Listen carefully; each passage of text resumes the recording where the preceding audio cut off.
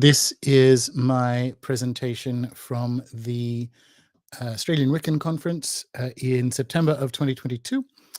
And at that presentation, I got chatting to one of the other speakers, Julie Phillips, who in fact was very graciously lent me her laptop because the projector at the event was very, very old, and her travel Mac was just in that liminal zone where it could still have like a VGA connector. Anyway, this is the traveling presenter conundrum. Anyway, so Julie saw the presentation and asked if the slides might be included in the handouts or the call for papers for another conference back in the UK. And so I said yes, that was very gracious. And so this presentation is for premium members, because that's what always happens with any presentation I give, and also people who are reading those papers for the Wiccan Conference in the UK.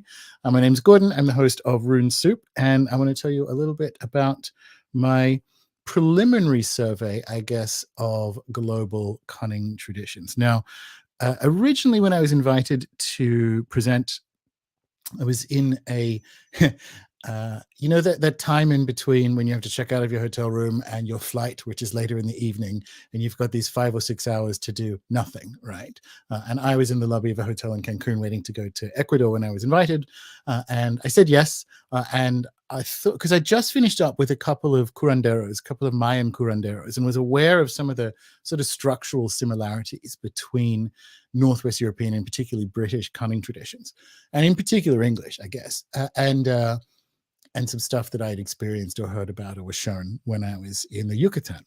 And so I was going to go, okay, cool, we'll call it Best Boot Forward, and it was going to be a survey of, like similarities between cunning traditions. I'm going to call it that. And then over the course of the research, it shifted somewhat. So this presentation is the story of that. Now, it's called Boots in the Wall. For people who don't know, I live in Tasmania, and my farmhouse, which I'm in at the moment, was built in 1885. This is another Tasmanian venue. This is in Sheen, where we actually have witches' marks in the shed and so on. But Tasmania, from memory, has 2/3 of the surviving 19th century building stock in all of Australia, and with 1/50th of the population, that's, you know, quite a lot.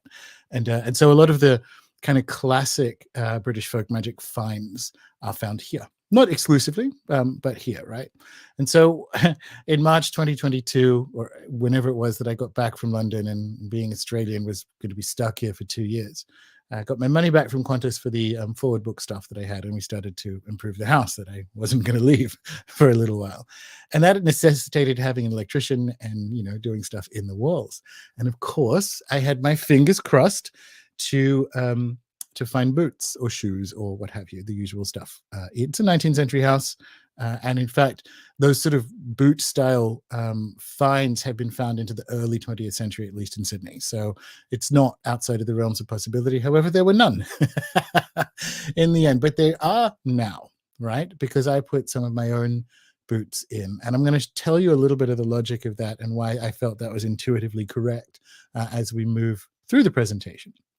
But first, just kind of coming back to what I said before, like I just finished up 3.5 months in the Americas, and looking at different magical frameworks.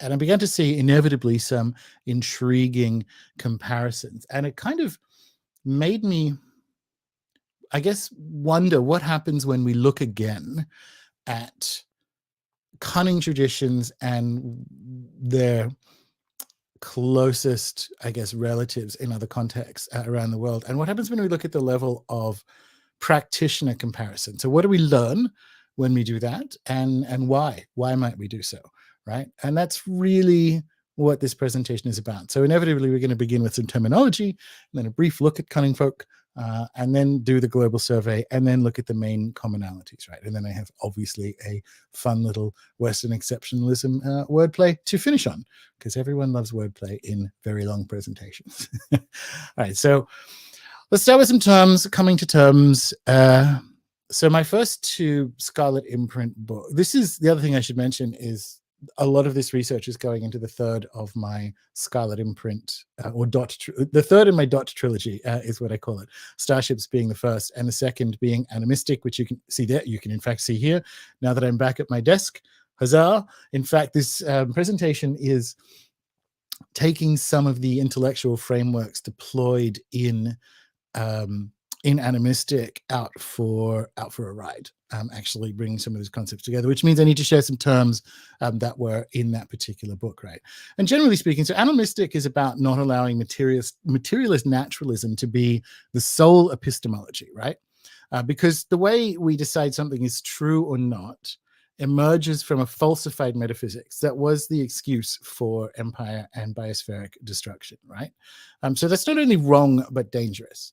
And this is the kind of funny thing when it comes to sort of, I guess, tiptoeing around, let's call it mainstream history when it comes to magic, is that they're sort of stuck, even if that's not how they personally feel or experience the world, they're sort of stuck describing it in a certain way. And the best example of that is, in fact, when it comes to Cunning traditions, the definitive book on it, written by Owen Davies, excellent book, Popular Magic, written about 20 years ago. And I think Owen has,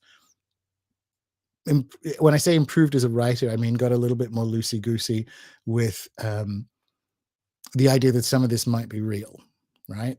Because the book inevitably is like almost like a Scooby-Doo working out how, oh, well, of course, they knew how to do thief detecting because the guy owned the pub, so he got all the gossip. And it's like, yeah, but also magic works. And this is the thing that what I mean by what happens when we look again at when we look across the world from the level of the practitioner, right? And the question is, how do we do that? And in the case of anthropology, Eduardo Viveros de Castro says anthropology is nothing more than comparing anthropologies, but also nothing less. So it is that permanently open kind of, we're looking at something else is looking at us.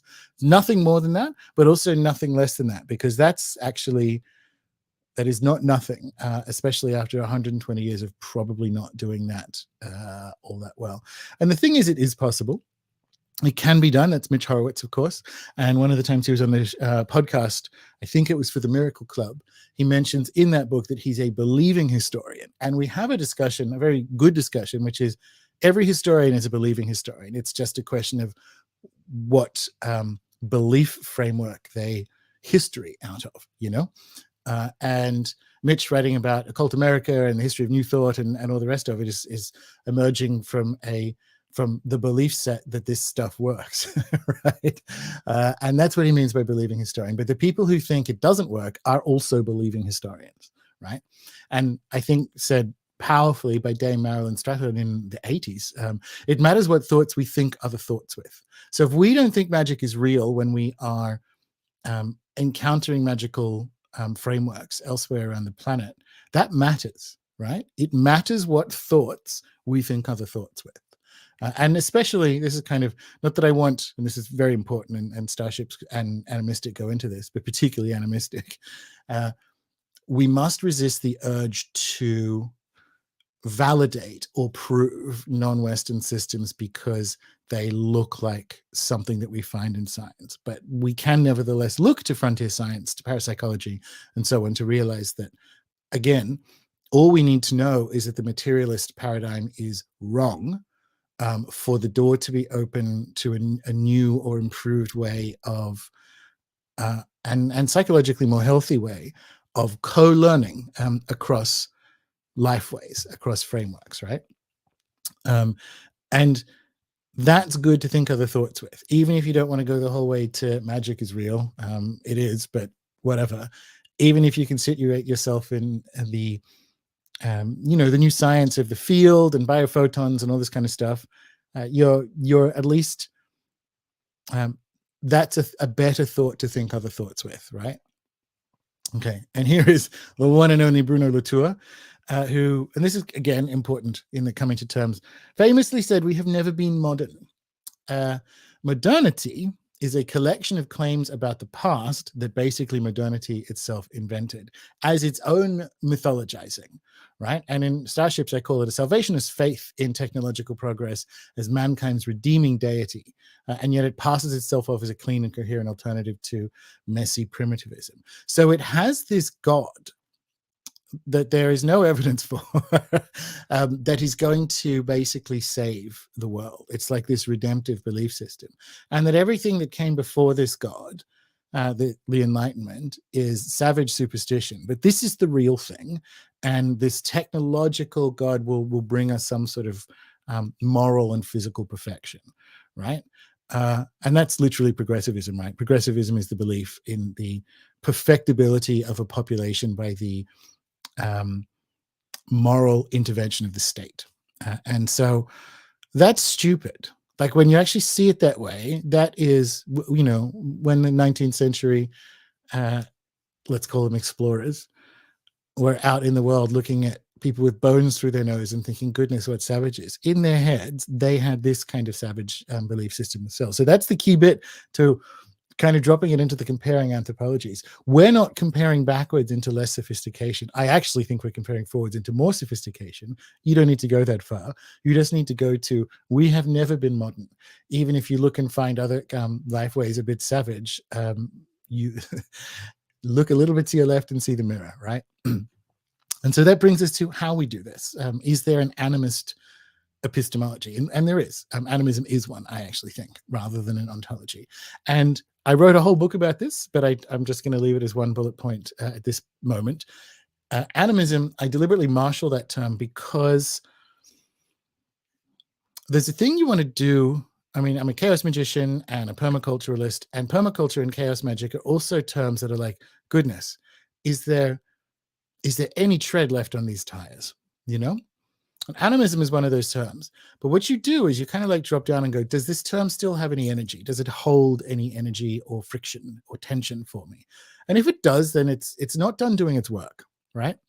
And so I wrote this whole book about animism as this very dangerous and troubled term because it today, outside of, I guess, readers of my book and so on, it's deployed, and understandably, it's deployed in a very happy, uncomplicated way as meaning the extension of personhood or spirit beyond the human into the world.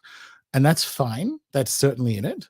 But we have to remember that the term came from this 19th century superior sense that we were more modern and evolved. And it was a term we used to basically describe brown people who we didn't think could tell the difference between dreams and reality. And how why I find that endlessly entertaining is that the theory of mind that came up with that was probably the stupidest and least sophisticated theory of mind ever. And there it is looking out at one, let's say, Aboriginal Australia, that's a 50,000 year experiment in place-based psychology, right?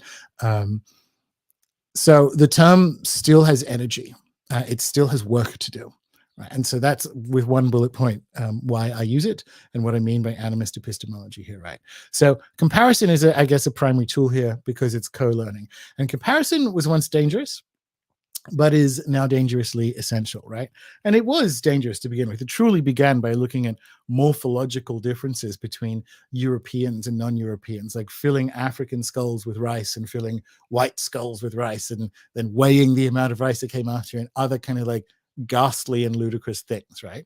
So it is understandable why comparison was put on the shelf for about 40 years in the 20th century, where everything was compared with this sort of assumptive pattern that other cultures were on their way to becoming something that looked like the West. And then it's like, well, that's not good. Let's put that aside. And then we sort of had this, okay, almost like a parent separating fighting children. Nothing touches. Everyone invented everything independently. That's also dumb, right? So what do we do with this term? What do we do with this capacity to learn? And so those three phases where West is best, 19th century till about the mid 20th century, and then realizing what was it that made the West different. So we had West and the rest. And the trouble with West and the rest, which ran for about 40 years, trying to work out, rather than the first time going like, why were we the best? The next was like, why were we different?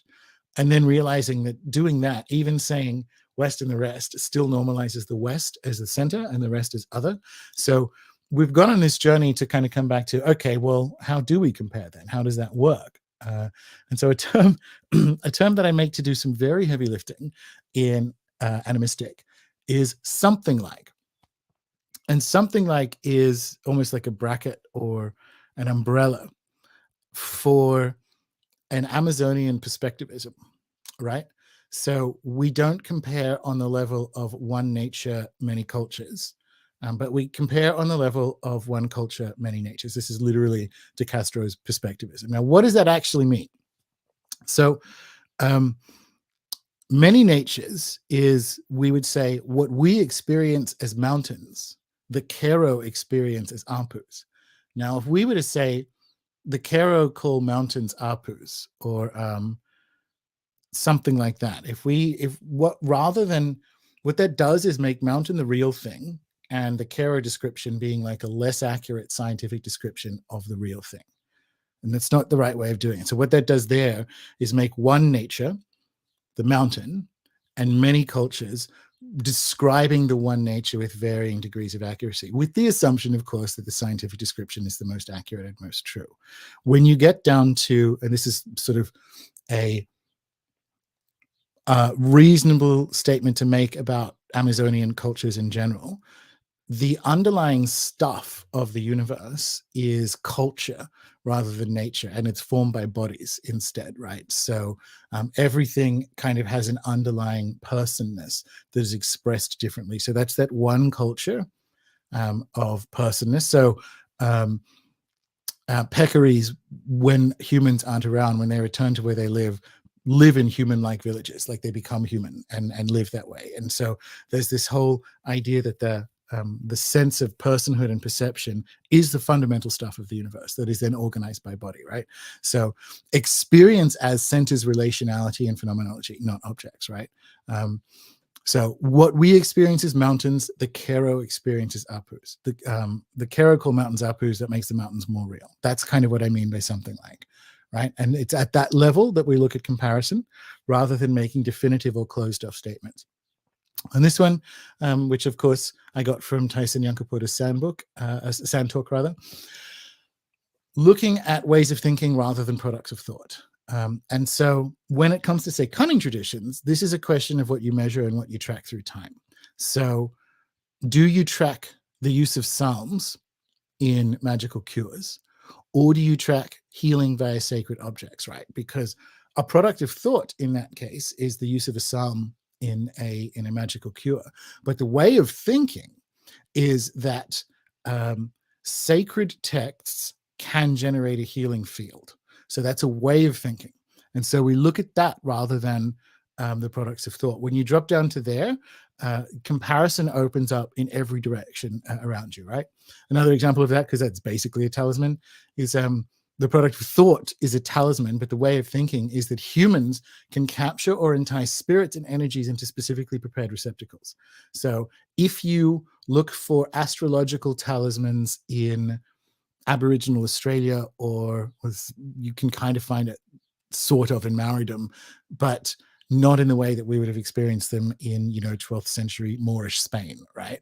But if you drop down to some humans can capture or entice spirits and energy into specifically prepared receptacles, then at the level of way of thinking rather than product of thought, you have much more to see when you look around the world, right? And before we move off the kind of like coming to terms and into the actual cunning part of the cunning traditions, when we do global surveys, and this is real Star.Ships business, my first Scarlet Imprint book, there are kind of two ways to explain similarities across time, right? And the first is that you drop down to a time depth where there was contact that allowed sort of diffusion, right? So the fact that there are, and there really are, like deep similarities between, Inca and Maya culture and Egypt and so on. There's two ways you can do that.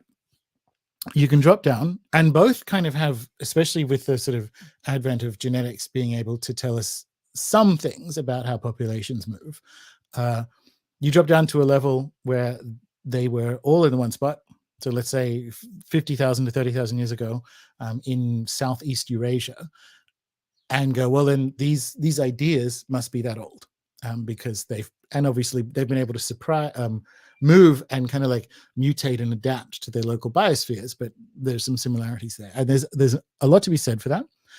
The other way you can do it is to say that magic is real and that spirits are real. And so that you will have someone who has the capacity to be like the shaman, let's say, to be in contact with spirits in South America and in Eurasia and wherever.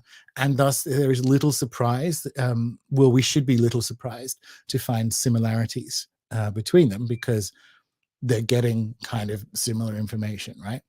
If you situate yourself in that magical cosmovision, you don't have to sort of backflip pretzel yourself into like really long and lengthy historical continuities, right? And you also don't have to have like entirely missing continents in the middle of the ocean and other stuff that is even more of a stretch. All right, a brief look at cunning folk then. And of course, this house represents real estate goals for most of us. Okay, so the etymology I like, because it is kind of twisted. It comes from Cunninga, Kunen, to know, but it's like to know how to do something, right? So to be a bit cunning is to know how to do, like, you could talk to the dead, or you can, maybe lift ringworm out of cattle, or what have you, right? Like, so it's to have the ability or capacity. So it's a bit twisted. So it's to know is to have knowledge, but it's a specific kind of almost eerie knowing how to do something, not necessarily like to know how to I don't know, graft apples, right? Is that kind of to know how to do something? So it's in that level of like, I kind of know something, I know how to do something, and to be marked out by it. So that's where the term comes from, and I think it's cute. I think it works really well. How do we know what we know about cunning folk? Especially given they lasted for half a millennium. We know very little. And most of what we know is the same as most of what we know about witchcraft, which is we get this from legal records, which means, and this is, I guess, more important with cunning folk than with witches, we only know about them when something went wrong, by and large. Now, how often do you take your Reiki practitioner or yoga instructor to court, right? Now, it happens, right? Because there are unscrupulous dealers, but it doesn't happen very often. So right away, and this is the trouble with the sort of materialist naturalism relying on inevitably, because it's only material things are allowed to exist, physical objects to string a history together, is already it's going to tip it in the direction of the scurrilous scoundrels and frauds, right? And not just that, it receives sort of different treatment to witches, particularly in England. From the 17th century, cunning folk caught more breaks because courts went after maleficium in particular, specifically. And then eventually, once we hit the 19th century, which we'll talk about in a minute, it sort of became bumpkin nonsense. So what we know is very little, and the stuff we do know comes from court records, which means you're only learning about the bad guys, right? And the thing is, cunning folk basically never wrote down client notes, like grimoire experiments, right? And the other reason why lay people like us, I guess, don't know that much about it is that witches are sexier. So from an academic point of view, you can, and you're a historian of, witchcraft or early modern magic or whatever, you can learn about the Bothwell witches and kind of like sexy attempts to take down the crown, or you can learn about the guy who can find water, or again, the woman who can cure cattle. Like, which one are you gonna do your PhD on? Are they just witches then? The answer is no, and this is important, and it is a bugbear of mine for the last decade, right? This is borne out by global comparison. Paraphrasing Peter Gray here, of course, the witch is at the end of the pointed finger, right? And that finger only sometimes points to a human.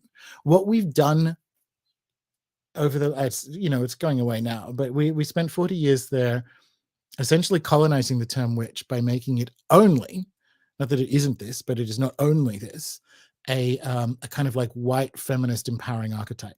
Now, around the world, half the time, maybe even more, they aren't even human, right? These are supernatural, I don't really like that term, high strange phenomena that include things like cattle mutilations and abductions and all the rest of it, right? So it's not, so cunning folk aren't that. Cunning folk can be that. I have this sort of idea that a witch is a cunning person once the patient dies, right? So that you end up in court because your wife was just killed by the local cunning man's medicines, right? Although that's literally more likely to happen with doctors at the time. The other thing that's important about that is in England, legal authorities largely, people don't realize this, largely didn't seek out witches. There was, if you look at the sort of 5 centuries, even more really, like 13 centuries of having laws against witchcraft on the books. There were a couple of moments, around King James and whatever, where they did, but generally speaking, the common law approach was for villagers, neighbors, to bring accusations to the court rather than the court going to seek them out, particularly in England, right? The other thing about whether they are just witches and kind of are, kind of aren't, is the whole left-hand, right-hand thing, right? Like, so Emma Wilby's research famously on a Scottish cunning woman / witch, famously Bessie Dunlop, and her spectral familiar Tom Reed. Tom was a dead human who lived in fairyland and served her at the command of the fairy queen. So you have a kind of hybridity that, again, is going to look very similar when we go around the world. And it's almost like a quantum hybridity where and I think this is generally this is what happens with historical records, right? It's all this kind of blur. Bessie's this blur until something goes wrong, and then so instead of being a field or a wave, she's a particle. Then she's a witch. You know what I mean? And I think that's, they can be witches, but they aren't. And it sits in that quantum state, depending on how many fingers are being pointed at them. A little bit of a cunning demography then. So 500 years is a long time, which means the cunning tradition, if we can say something singular, and why not, morphed a lot, changed a lot, like anything else would over 5 centuries, right? But the guess is in Elizabethan England, there was up to 15,000 of them, because that's the number of parishes. And we hear talk about people who were never more than 10 miles from one. There was at least one wizard per parish, and so on. So that's a guess. But again, especially given that most of them overwhelmingly had other jobs, they don't show up in anything like the few and far between census that happen, right? They're more likely to be in towns than rural settings. In rural settings, they often held positions of authority, like an equivalent to justices of the peace, and so on. And this is interesting to me, right? Because it is almost as if we've lost it's almost as if we've had policeman or vicar erased from English history. Like there's this kind of societal role that has been removed, which is that of the cunning person. More likely to be 2/3 male than female. Literacy, I suspect, is a factor there, as everyone else does. And at least in part, this was because, and part of this ratio is over 80% of them were craftsmen, tradesmen, or farmers. They were very unlikely to be midwives. And even though they had trades and crafts, many of them may still have been full-time. It's just that everyone had a trade. So you could say you were a blacksmith by trade, right? The midwife thing's interesting. So in Owen Davies' book, which I previously mentioned, Popular Magic, he makes a distinction between charmers, which are a magical practitioner that knows how to do one thing, right? Again, curing the cattle of ringworm or whatever, or removing warts or something, and cunning persons, which offer a range of services. And I get that, but bear in mind that's like an academic distinction, and it's useful for academia. But I think if you kind of were to roll charmers into the broader cunning tent, you'd get more midwives, put it that way. Anyway, that's a little bit of the demography. Many were self-taught. Practically none would have used the term, at least until we get to the 19th century, preferring doctor. And even then, preferring doctor. Terms that appear in the records are wizards, sorcerers, white witches, pellers, charmers, etc. We hear nothing in the medieval period about them, because Latin was used for a start. The term first appears in the 14th century, and the Reformation, this will again come up and be significant. The Reformation was good for business because, and it's one of the reasons why it appears that there were more cunning folk in, let's say, England than any of the remaining Catholic countries. Because they competed for business with the clergy. So the clergy were in the business of diagnosing demon infestations and bewitching people and other such activities that became the purview of the English cunning person. Did they have tools? This is a fun one. Again, the trouble with analysis based on material culture is that it's an incomplete record, which anyone who does that knows. No archaeologist is going to argue that, right? But more that the academia, because of that framework, that materialist framework, doesn't allow the objects to speak in their own language about the world that produced them, which is to say they're visible expressions of invisible realities. And so when you look at the kind of, again, dropping down to that way of thinking rather than product of thought with something like a witch bottle, I think you learn more. We also, and because of that, because we don't drop down to that level of logic, and this is something Australian historian Ian Davies points out,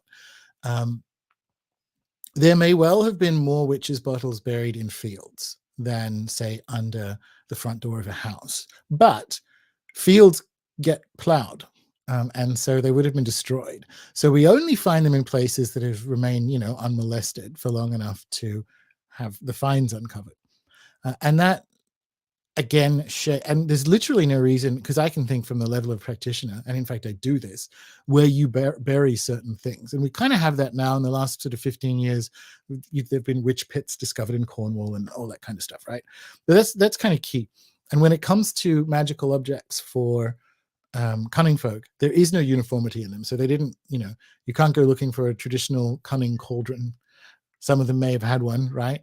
But it's not. And a products of thought way of thinking, I find super interesting. There's no uniformity in cunning tools other than the thing must be magical, whether it was inherited or a saintly relic, or which is more likely to be a charmer thing, but whatever.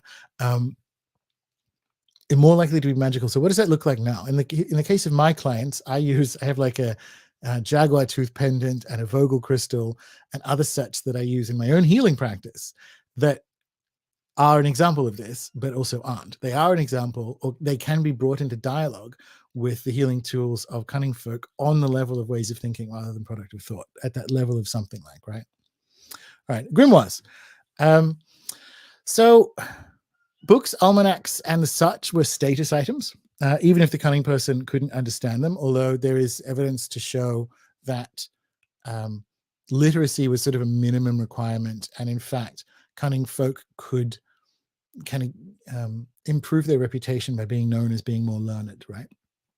The 17th century Secretum Secretorum was owned by several Oxfordshire cunning men in a row, and that's basically a grimoire, right?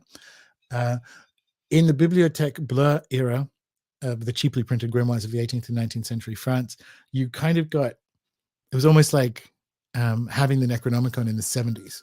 It was the more lurid and scary the grimoire, the kind of like more status. It's like, oh, do you have Le Dragon Rouge? Like, oh, she reads Le Dragon Rouge, right? And it's unclear how many of these black masses were actually performed, particularly as they did require Catholic priests and all the rest of it. It was revolutionary France was a sort of sexy time where stuff like that, I mean, it was murderous, but in this case, it was a sexy, blasphemous time. So I'm not saying it didn't happen, but it certainly wasn't, it's not a core service of a cunning person. But the books had a status and capacity in a cunning milieu, I guess. We get to the Victorian era, and no one's ever said this about the Victorian era but me. Things start to get a bit sexy, right? So this was the height of that machine universe imperial materialism, right? So the news media considered them frauds and sort of scurrilous fleeces of the uneducated, right? And then towards the second half of the 19th century in particular, they start to be bathed in that problematic but more benign light, I suppose, of folklore studies. And again, this is still gross because it's urban men, heading out in these new trains from London to villages, expecting people to have some sort of archaic pagan survivals. So it's still patronizing, but it's better than looking for people to hang, right? And if anything, in the Victorian era, and I think there's a reason for this that we'll mention towards the end, they became more popular. They certainly became more brazen. So they'd be getting about town in like pimp hats and capes and what have you. And there was celebrity it couple cunning folks like Tamsin Bligh and her husband, James Thomas, who would cure bewitched men by sleeping with them. And I am here to tell you that does not work, although I continue to try. But that was quite the scandal, and he had to flee Cornwall, obviously. But this is sort of, they're advertising in newspapers at this point. They had fairs, like at Stallbridge. There was a local cunning man held an annual toad fair in the 1870s. So people would come, the first Mind Body Spirit Festival, if you will. But people would come by and buy all this kind of stuff from various cunning practitioners and astrologers and fortune tellers and so on. And similar, there was a regular one in Norwich at the market day where a whole street would be taken up by cunning folk, and they actually called it like the Harley Street of cunning traditions. That's from Owen Davies' book, I believe. All right, so breaking it down, core services of a cunning person, an archetypal cunning person. Love magic, and I put quotation marks around that because it's really more husband magic. It's really more make my husband love me again or bring my husband back. So a lot of what we call love magic is actually economic magic for women to make sure that they don't die in penury, right? Rather than it being, so it'd be bringing husbands back, re-sweetening husbands, or it'd be who is my daughter marrying, or so on. And again, it's not the kind of love we find in love songs. Fortune telling, astrology, herbalism, and those three in particular obviously heavily overlap. A lot of the herbal stuff was around like correcting malefic influences, much like my Thai talisman, actually. Thief detection, and pay attention to this one because it will come up again, uncrossing and counter magic. All right, cool. So global survey, and I call it a global survey, but if it was truly global, you and I would be here all day. So this is more, let's call it Pan-Pacific. So it's some stuff from the Americas, again, based on my recent trip. And I am using Thailand as the control country. There will be more, obviously, in the book, but these are the ones that I want to look at now. And already they're illustrative, right? So there is this amazing book, and it's so Turtle Island theologian, activist, writer, and teacher Vine Deloria Jr., his last book was called The World We Used to Live In. And it's excellent and eerie, right? Because what he did was ask the surviving old people of various like First Nations stories of medicine men and medicine women and their capacities. And there's an audiobook version of it that's quite interesting particularly if you like walking. It's a fascinating document to listen to whilst you're in nature. Let me put it that way, right? Now, what are we to make of these stories? And something Ernesto Di Martino, of course, observed was that cultures that believe in magic experience greater magical effects. I have a story so I first got to Mexico to speak at a Gnostic conference in Playa del Carmen. And then I was going to spend 6 weeks based in Merida and do the curanderismo stuff and the Mayan ruins and all that kind of thing.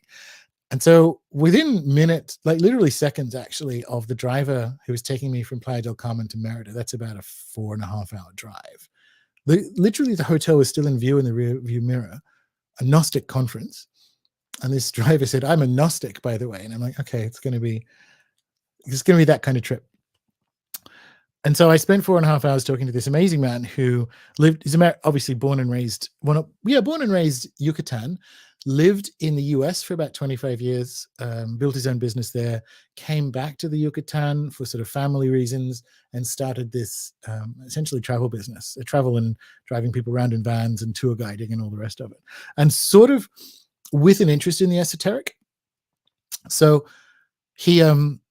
I asked him, I had the occasion to kind of go, okay, well, tell me some cool stories you've heard from, places like Chichen Itza or what have you. And he said, there's a really good one of Chichen Itza because obviously the tour drivers know the security guards and all the rest of it. And so he asked the security guards, has anything, he had anything strange happen here? And he said, yes. Not every full moon, but some full moons, a torch-bearing procession will appear from the main pyramid and go all the way to the Cenote Sagrada, the sort of big sacred cenote where the bones of children and whatever were found in it from sacrifices. And this isn't a spectral procession. These are physical Mayans that just sort of appear and do this as if it's some kind of dimension shifting thing. And told me a bunch of stories like that about different places in the jungle that happen because, as my teacher Alberto Violdo says, like we have one calendar, the Maya have 23. So it seems, my guess is that there's some kind of dimensional thing going on there, according to a calendar that we don't know, right? It's obviously tied to the full moon, but it's not every full moon. What are we to make of that? And this comes back to, what are you historying out of, right? What framework do you history out of? And especially in the year of our Lord 2022, when we are, and rightly so, doing our best to believe people. So what are we to do with that? What do we do with that story? What do we do with the elders that Vine Deloria spoke to stories? Do we just go, just nod along going, these people are deluded? I mean, I certainly don't. And probably if you're watching this, you don't either. But that's important to open with as we move into the surveys, right? And especially how much of this has been in play in England and her colonies. And that's kind of my bugbear with like Owen Davies in particular, it's otherwise excellent book, is that he's Scooby-Dooing it, looking for how these cunning folk defrauded people. What if the stuff works? Because it does, right? A universe in which you can have mysterious torchlight processions in Chichen Itza is a strange place to live, and strange things happen in it. That's kind of my point.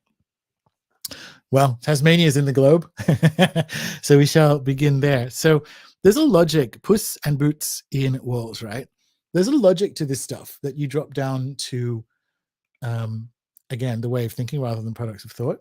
And this, you kind of get spells where you can keep the devil away by sending him to go and count every grain of sand on the beach, or every leaf in an oak tree, or what have you. Another kind of one that I actually used when I first moved down here, and I joke that it's because they don't like my chickens, is that you can baptize chickens in the name of yourself or your children or what have you. And the magical logic behind that is that Malefica or spirits or whatever that are sent against you will find that first, because it's sort of further out from the house, and kill that instead. So if you wake up and the chicken that you named is dead, then you've probably got a witch after you. Is that kind of logic. Now boots in the wall, similar idea, right? So there's something caught up in your field.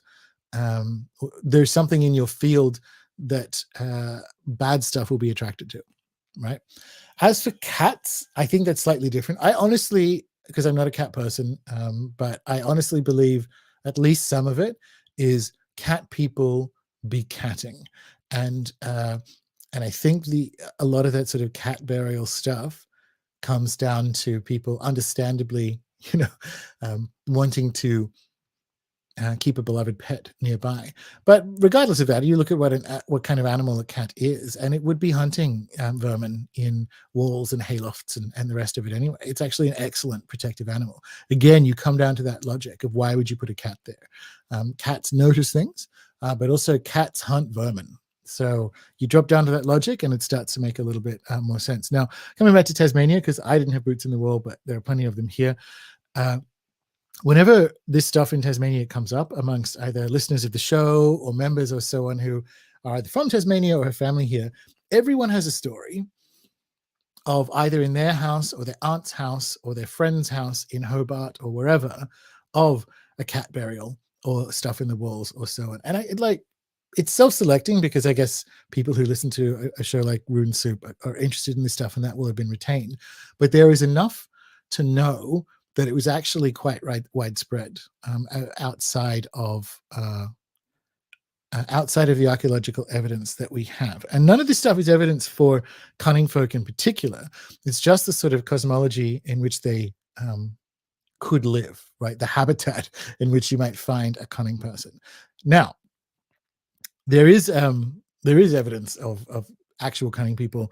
This is one of them, William Allison's book, and it's an almanac, and I quite like this. I don't know if you can see it. Maybe I'll embiggen it a little bit more. This really appeals to me, the idea of having the religious festival with the astrology all on the one kind of like convenient day and book. But anyway, that just appeals to me. This is, oh, that's the wrong one. Let me go screen share, moving along. William Allison. this is his book. And Ian Morrison, who works at the State Library in Hobart here in Tasmania, this is what he said to me about it. Alison's diary is textual evidence that British folk practices were brought to Van Diemen's Land. Armed with that evidence, it now seems reasonable to assume the obvious. If it was done in the UK in the 19th century, more likely than not, it was also done in colonial Australia. And I really like this book. It's it's evocative in a way that a grimoire isn't, because there's just like lists of stuff to buy, because William Allison came out and managed some stations in the Tasmanian Midlands. So there's stuff about wage costs and sheep and things to buy, that kind of like the daily doings of running a station. Then he owned a pub, amongst other stuff. So he had a sort of longer career, and owning a pub it's reasonably common for Cunning people, by the way. But I find it really evocative because it is this blend of magic and real life. So there's cures in there for rheumatism, and there's lists of things that you need for a station, and it's in an astrological book. It's this really beautiful and kind of a humbling blend of magic, right? And now we move from Tasmania to somewhere slightly warmer, Amazonia. Okay, so Pablo Amaringo, sorry, is my favorite artist, and he began as an ayahuasquero. He actually he lived for a couple of years in the jungle and what have you, but he began as an ayahuasquero and gave it up eventually because he got tired of the sorcerers. His family was attacked and so on. And this is a persistent and wearying problem for people in the world of ayahuasca in Peru, in a Peruvian context. So he was amazing and powerful. He served medicine for the president of Peru and so on. If you're interested in more about him, you're on my YouTube channel. You can find a tour of the art school that he set up. That would have been in June, so you can scroll back and find that. And I got to meet his son and see some of his paintings. It was an amazing time. Last time I was in the jungle, which was June, I got pulled out of the Maloka. So the Maloka is the roundhouse that you do ceremony in. And some kind of spirit or sorcerer thing pulled, like, I guess, my etheric or energy body out of the Maloka, kind of like into the jungle. And I sort of came to being pulled away like that, which I don't remember from the first time I was there.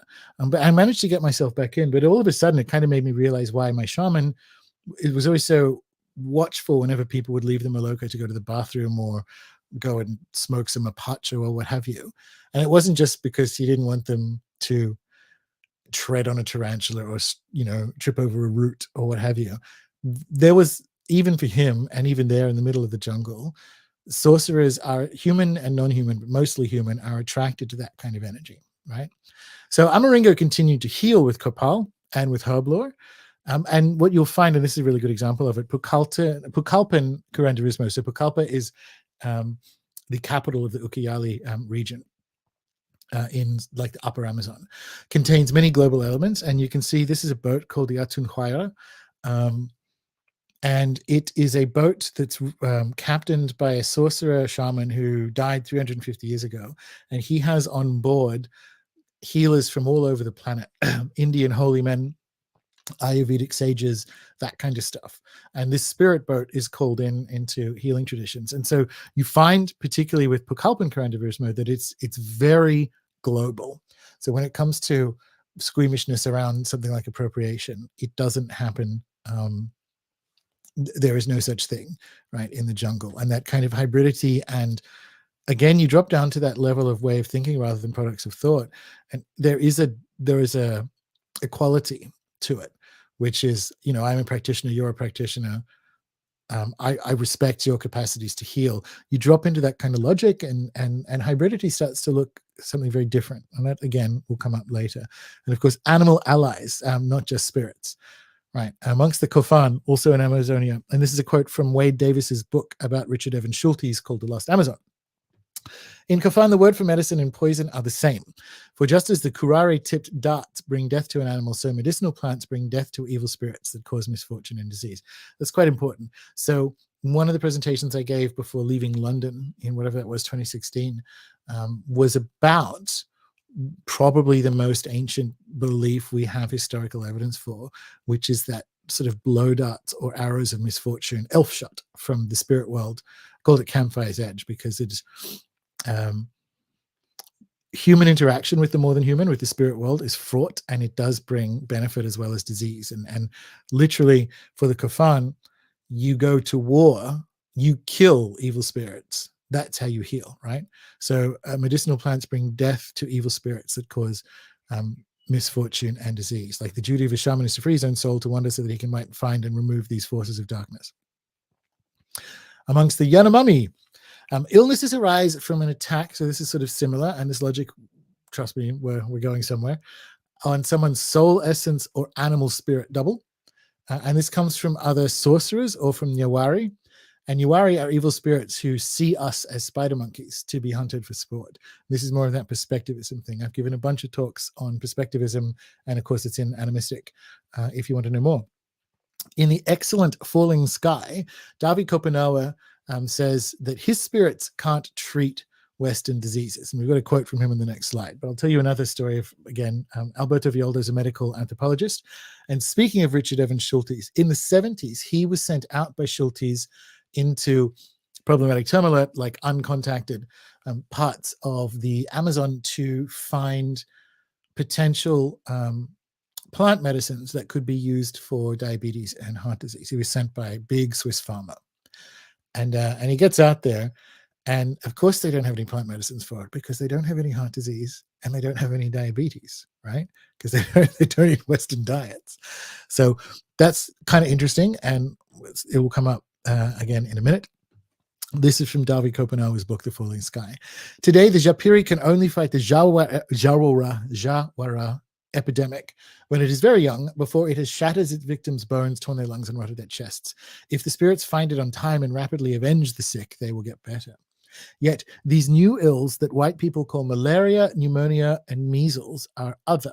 They come from very far away, and the shamans do not know anything about them. They attack these evil things with all their strength, but nothing can reach them in return.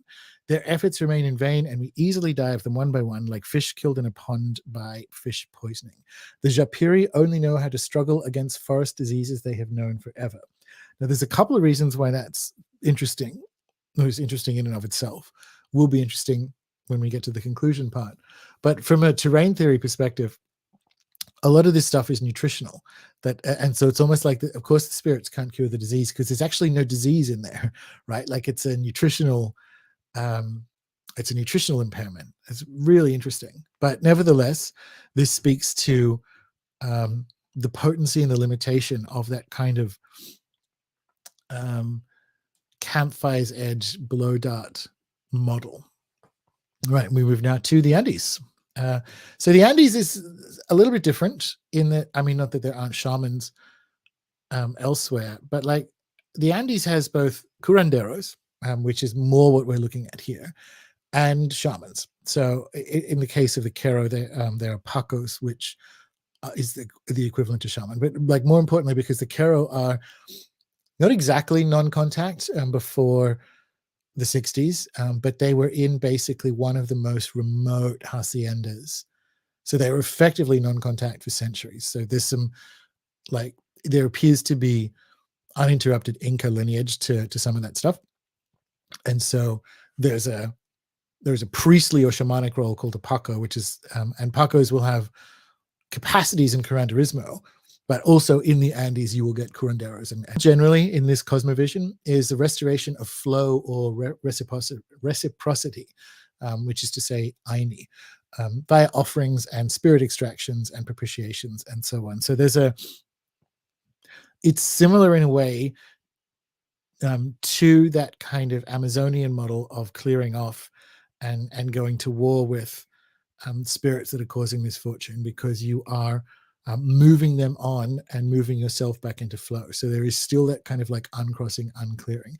And it also restores parts of the spirit or soul or animal spirit of the patient that has been lost or damaged, right? I sort of mentioned the lengthy continuities that you find like amongst the Quero as a good example, but not just the Quero, right? So this is from the Museo Casa del Albado in Quito, which is one of my favorite museums in all of South America. If you ever make it to Quito or if you're going. And it's from 500 AD. And when I was given a tour of the place by one of the anthropologists there, he picks it up and he's like, what do you think this is? Like, what do you think it represents? And I look at it and go, that's an Inti bowl. That's a sun bowl. And he's like, that's interesting. We had an indigenous elder from come and say the exact same thing, and in that he sees similar designs still today at the Otavalo market, which is the biggest indigenous market, I think, in South America, but definitely in Ecuador.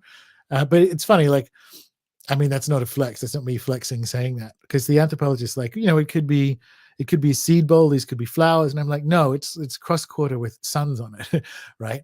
And you've had an indigenous elder say that's what it is, and you can still find them at Otavalo markets. And that I just bring up that the continuities are there for people to see. We can find this magic again if you drop down to that way of thinking rather than product of thought and kind of like arbitrary materialist rules that literally require you to reject any of that kind of like inner knowing that this elder would have demonstrated, right? Okay, end of rant. You get similar kind of global hybridities in the Andes that you do in, say, Amazonia. So you'll have variations in saints and BVMs across the Andes. So this is a sort of shaman's table from the Ecuadorian Andes around Quito. And so St. Francis was great for me to hear, because feast day is coming up. He's one of my favorites. Feast day is coming up at the time of recording anyway. I don't know when you're watching this. So St. Francis is one of the, or is a main or powerful saint but you also look there, you've got things that I also like, big 70s energy there with the crystal skull and the Buddha and the rest of it. So you have this hybridity when it comes to healing in spirit, that on the ways of thinking makes sense. On the products of thought, Westerners can be squeamish about things like appropriation there, right? And again, staying in the Andes, so Alberto's first teacher in Cusco in the 70s, a woman called, quote unquote, Anita, like pseudonym, they were husband and wife curanderismo team. And she worked with the chakras and also animal spirits and whatever. But he, like, if you read his initial book, what's that one called? Dance of the Four Winds, where he tells that story. He's working with someone, or he's learning from someone in the 70s in Cusco who's operating with a chakra model. So again, we come back to that hybridities. So returning to Central, that's the pyramid from the story. If you're looking for an image, by the way, because here we are at Central America, and that's obviously Chichen Itza. This is one of my favorite books, Timothy Nabb's A War of Witches.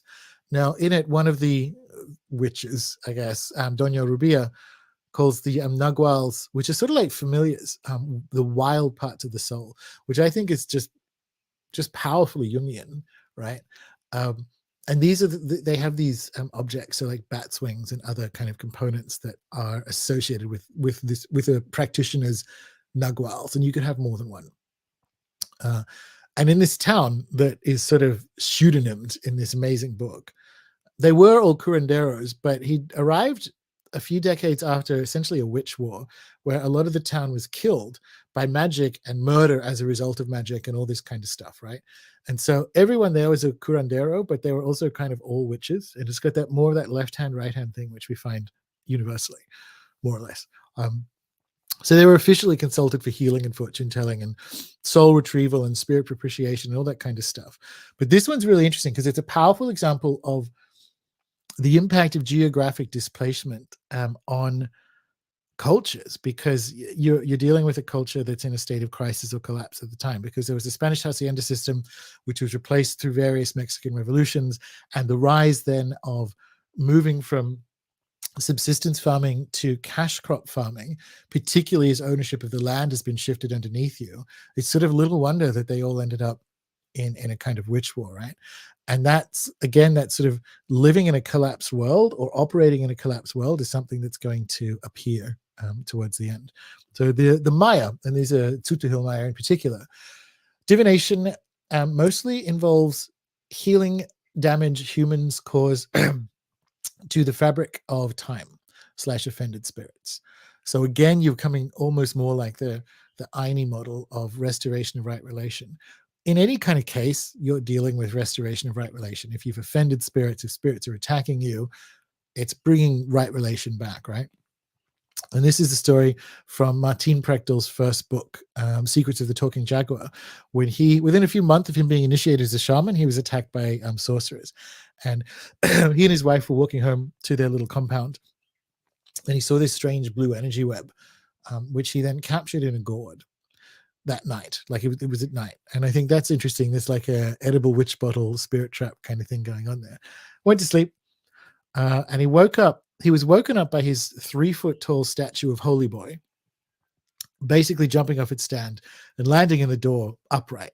And that sound like woke him up, right? And he woke up and looked out, and his hut was surrounded by hundreds of candles, like witchcraft candles. And he also found an orange with pinholes just on the outside of it. So he spends a few hours clearing that up, and he has to trade a toddler with a custard apple for the orange with the pinholes, because that would have had either an actual poison in it or some kind of spirit toxin, right? So again, on the way of thinking, rather than product of thought, you're starting to see similarities right back to the PGM with this kind of stuff, right? Now, he was taught by his teacher that enemies are attracted to a new shaman through jealousy and the curiosity of the hard-hearted people already consumed by the unintegrated power of ancient devouring ghosts. This comes back to, sorry, I gotta have a drink. This comes back to more of that, what I was saying before about witches sometimes not even being human. So the unintegrated power of ancient devouring ghosts. This is the kind of stuff that's in there when it comes to witchcraft in the context of professional unwitching, I guess. These witches were sometimes shaman doctors too, but because of their natures, they couldn't help test your shields, right? So it's really just got to pick at it, got to see what's going on. His teacher showed him how to make decoys. And in the book, he says, which I still do to this day. And he wrote it 20 years after leaving Santiago Atishlan. And I think about the decoys that he still uses today, and I think about the cunning approach of using boots and baptized chickens. And again, ways of thinking, right? Ways of thinking. What are the decoys? And he specifically calls them decoys. So those are things that spirits will be attracted to rather than him and his family, right? Thailand. So we come to the control. It's a control lifeway because it is a magical cosmovision flourishing in an uncollapsed world, kinda. So in Jenks, who was on the show again recently, let me get this right. It would have been in September where we talk about this, if you want to go back and watch it. In the Thai Occult 2, Ajahn Ting observes that when he was a boy, in Thailand, magic was all about protection from dogs and snake bites. Now it is love and wealth magic, right? So when I say Thailand is uncollapsed, it just doesn't have a Western colonial moment, but it does have a capitalist one. So arguably, that's what I mean by kinda, right? And here, sort of like curare, ya means medicine. So you have that kind of similarity. And what we find in Thailand, which I think is useful looking backwards on the way of thinking rather than product of thought, is we have a more complete logic, or a complete surviving logic of ingredients for talismans than we have in the West. And Thai magic is principally concerned with the placation and appeasement of spirit and influences and counter magic. So one of the things that's, I would say, a bit different is that everyone practices magic, but the Ajahn training requires being a monk for years first. So there is still a professional class. Now, is a cunning for a professional class? Not in the same way the Ajahns are, right? Because there is no precondition for it. Like, as I said before, many of them were self-taught. So this is the kind of thing that you have available in, I guess, an uncollapsed world. It looks the least like the other Cosmovision survey because all of which have some kind of European blend. But the something like underneath it is discernible across all of them. And it's quite illustrative to see what it looks like in an uncollapsed state for reasons that I think we are about to come to. Yes, we are. The main commonalities, looking at this Pan-Pacific survey, global Pan-Pacific, left hand, right hand. So again, practitioners, not always, but having to operate in a world where left hand, right hand was going on. Healing with or without plant allies. I would say mostly with. And the other main commonality is uncrossing or unwitching, and that's genuinely universal. Now, is the West exceptional? Again, little play on words there. So my first thought, the first version of this presentation, like I said, was boots in the wall. And I thought there was, I mean, obviously there are differences and uniquenesses and whatever. But my first thought was that the uniqueness of the Cunning tradition is that it operates in a collapsed world. First, the Reformation, which again was quite good for business. But it's important to understand that the way the universe made sense, the way things were officially made to be true, collapsed with the Reformation, right? And then with the Enlightenment, a similar thing, right? But it's more that, looking again, when it comes to Cunning traditions, it's more that it just collapsed first there, right? Because that Enlightenment project, which is empire, not that there aren't good components of the Enlightenment, but you know what I mean, was exported. And so the rest of them have a collapsed world bound up in their colonial experience, right? And similarly, and this is where there might be, if not a distinction, at least something to share on the level of something like with other practices. The rise of materialist medicine happened first and hardest in England. Arguably France as well, but France's story with superstition and the Enlightenment is caught up in their own revolutions and town country stuff, and it's like a more complicated thing. So we're not talking about that. Because it has to be said and really emphasized just quite how shit and dangerous doctors were for centuries. That whole an apple a day keeps the doctor away thing isn't just cute. These people were murderers. And Cunning folk, if you're looking for a reason why they were persistently popular for the first 2 centuries of the rise of allopathy and medical chemistry, is they were more likely to make house calls and travel distances to visit patients and pray with them, or take them to church to pray and all the rest of it, right? And they would treat patients that allopaths had given up on. And of course, metal-based medicine was ineffective and deadly. And what would happen is these physicians would wander out through the countryside killing people, is that if the medicine, the metal they administered or whatever, didn't work, they would say the patient was too weak to handle it. It's not too contentious to say there is some of that arrogance still in allopathic medicine today when it comes to refusing to see the danger of the things that it, it's the third leading cause of death and it can't do anything about the first 2. Doctors at the time were seen as last resorts, but like genuinely, this is a quotation from The Spectator, which is a magazine, not The Spectator that still exists. This was kind of like a witty satire thing that ran for a few years. We may lay it down for a maxim, then when a nation abounds in physicians, it grows thin of people. So this idea of avoiding doctors because they were death bringers is one of the reasons that Cunning traditions lasted as long as they did. Now, Forrest Moretti, who's a medical researcher, says that medicine may have got better, but of a really low base. Like from the 1500s to the 1800s, with the rise of medical metals, it was especially deadly. So in the 19th century, they would rub mercury powder on teething babies' gums up until the late 1800s. And they even had to invent a disease called teething paralysis because they kept paralyzing babies by putting metals in them. Right? And this is allopathy. This was what was on offer in contrast to the kind of pimps in their cool capes at like the Norwich market.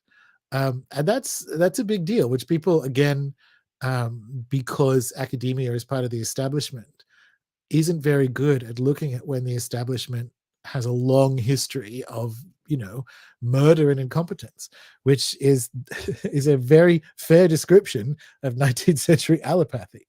So did it go anywhere? Because 100 to 150 years ago, everyone would have known the Cunning person. And now no one knows the term. Like I said before, it's like, we've had just like a whole function erased from society, right? So Owen Davies in his book, and I believe he's very correct about this, said that the ultimate end, so Cunningford survived the rise of allopathy, but in the early 20th century, people stopped believing in the need to be unwitched, right? And that was what was That's what ultimately killed the cunning person, right? Now, recall two of our universals from the survey, right? Operating in a collapsed world, which again, look around you, and uncrossing. Uncrossing is the universal. And so in the early 20th century, we decided, as the only people in the world, including ourselves up until 100 or so years before that, we didn't need this. And I don't think that was wise, right? So one final Alberto story, he was talking to a shaman in the high Andes, no, it was in the Amazon, who wanted to know why Westerners didn't bury their dead. And Alberto says, we do. And the shaman's like, why are all of you surrounded by these sick and restless dead ghosts, like your relatives and unease? And I just think, that's not great, is it? You know, that's what we look like to, let's say, magically healthier eyes, I suppose, right? So that's kind of interesting, because look what happened, and this was a point that survived from the original version of this presentation. Look what happened in the absence of cunning folk. Like, we sort of have the immediate rise of something like depth psychology. Spiritualism was already ongoing. But constellation therapy, the New Age, neo-paganism, Reiki, astrology, multi-billion-dollar natural healthcare, all the rest of it. So we get rid of this function and sort of memory hole it, and boom, all of these other things that can fit within it erupt into society anyway. But the one that is missing still is the uncrossing. Now, a cosmovision that needs uncrossing understands that agency extends beyond the human, right? So it is the simple awareness that we are not the only game in town. So whilst my call for a return to the centrality of uncrossing might sound odd, it doesn't, because well, maybe it does, but my logic is, in the doing, you are forced to kind of bodily understand that agency exists outside the human, that there are other spirits and beings with their own intentions and their own movements. And part of our role is to be aware of that, so that when it crosses, it can be uncrossed, right? And it's something that every other people everywhere and everywhere, including ourselves up until 150 years ago, experienced as real and essential.